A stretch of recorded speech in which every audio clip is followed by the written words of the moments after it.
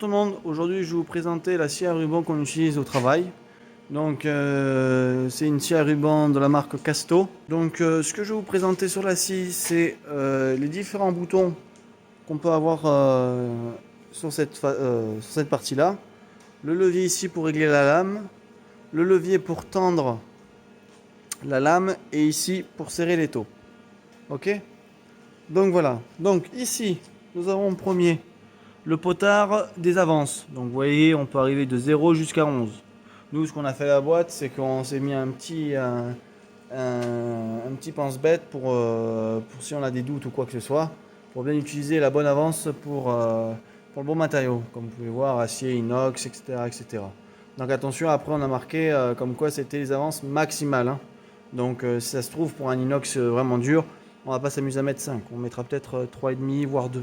Ok? Donc voilà, ici pas besoin de vous décrire, c'est le bouton d'arrêt d'urgence. Ici on a le bouton start. Ici le bouton pour permettre à la scie de lever, que la lame monte. Et ici que la lame descende. Ok? Donc je vais vous montrer là, on va montrer. Tac, bouton rouge, on monte la lame. Tac. Ici on va descendre la lame. Voilà, paf. Et donc là je vais vous montrer aussi pour starter. Et là la lame va commencer à tourner. Tout simplement. Voilà. Ok. Donc celui-ci, 01, voilà, je ne pourrais pas vous dire son réelle utilisation. Parce que je ne l'ai jamais utilisé jusqu'à maintenant. Mais je pense pas qu'elle soit bien importante. Bref. Donc ici, nous avons le levier du réglage de la lame. Donc comme vous pouvez voir, ici nous avons un petit brut. Pour couper ce petit brut, on va monter la lame, on va ajuster la lame, le guide lame jusqu'au plus proche du brut. Donc en gros là, on va venir à peu près jusqu'à là, parce que le guideur, si on met le guide jusqu'ici à peu près, ici ou ici, ça risque soit de toucher là, ou soit ça va venir en buter sur ça ici. Donc ce qu'on en fait, on vient se régler par rapport à cette petite pièce en pomme là, en PVC, en pomme, ouais, on vient se régler à peu près à ras ici, un peu avant, ok? Quand c'est une petite pièce. Quand c'est une grande pièce, on desserre le levier, on rabat, oh putain, putain de dur, voilà, on le rabat et on revient serrer, tout simplement, ok? Donc voilà. Alors, pour ce qui s'ensuit, ici vous avez, comme je l'ai expliqué juste un peu avant, le levier pour serrer, desserrer, et ici le levier pour tendre la lame, d'accord? Bon là vous avez entre temps le petit levier pour régler la tension du fluide de coupe. Voilà quoi.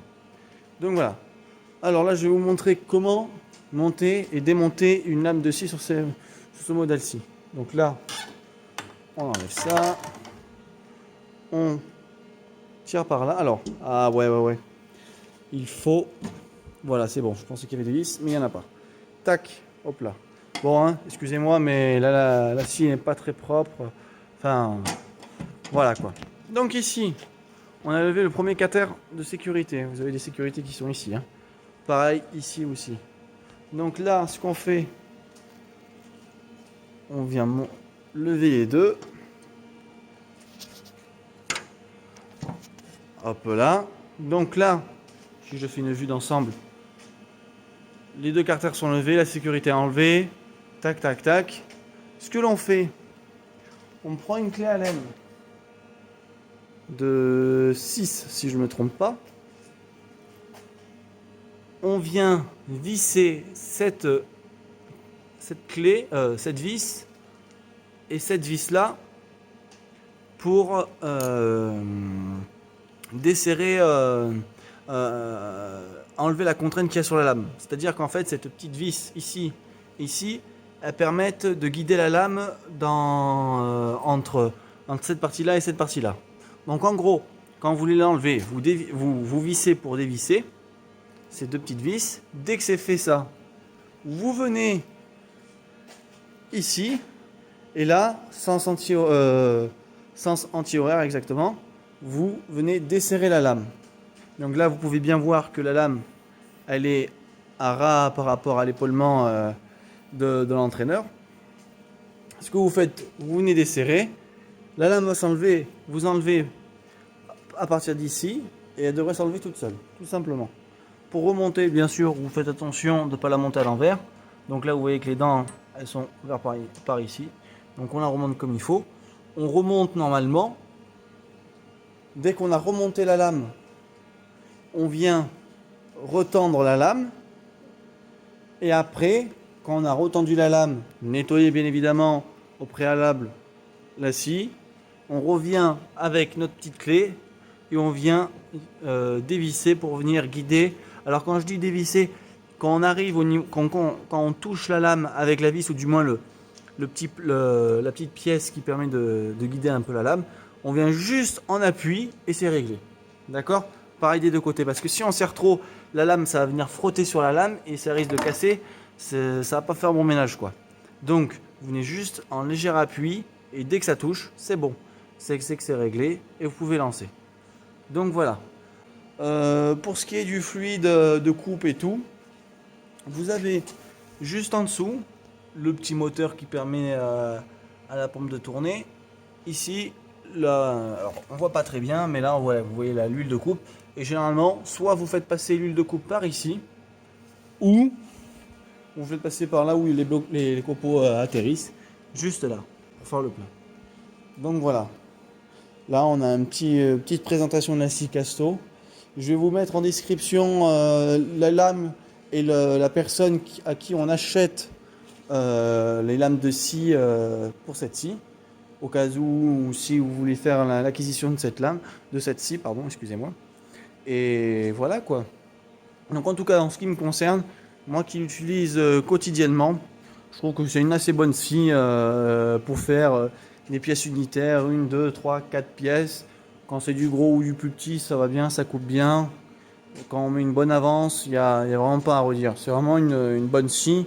Et bon, il n'y a jamais eu de soucis. Ça fait déjà 2 ans que je suis ici et il n'y a jamais eu de problème de moteur ou quoi que ce soit. Franchement, ça tient la route quoi. Casto, c'est vraiment pas trop mal. Donc franchement, si vous hésitez sur une Casto, ou du moins sur ce modèle-ci qui est présenté dans la vidéo, c'est pas trop mal pour commencer quoi. Franchement, c'est vraiment bien. Après, il y a un léger petit truc à savoir, c'est que le petit défaut, on va dire, de cette scie, c'est au niveau de l'étau du mort mobile. Alors, je vais vous montrer. On va desserrer parce que j'avais serré. Hop là, comme vous pouvez le voir, l'étau il bouge comme ça là. Alors vous allez me dire ouais, mais il faut que tu viennes serrer cette vis et cette vis.